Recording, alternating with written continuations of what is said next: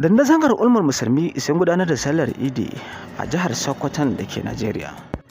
Duk da dai cewar mai girma sarkin musulmi ya sanar da cewa ba za a yi sallah a ranar talata ba sakamakon rashin ganin jinjirin watan Shawwal. Masu galamar sauran mu sai ku biyo mu a cikin shirin namu don jin yadda ta kasance har aka yi sallar idi a jihar Sokoton da ke Najeriya. A Sheikh Musa Ayuba Lukuwa ya jagoranci sallar idi a jihar Sokoton da ke Najeriya. Ya kuma ƙara da cewa duk wanda ya azumi a yau talata to ya sani fa ba ibada yayi ba, kamar yadda jaridar Arewa ta wallafa a shafinta na Facebook.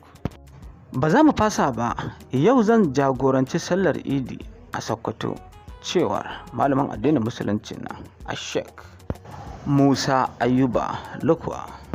Malamin addini da ke jihar Sokoto ya sha alwashin jagorantar sallar idi a yau talata duk da sanarwar fadar sarkin musulmi na rashin ganin jinjirin watan Shawwal.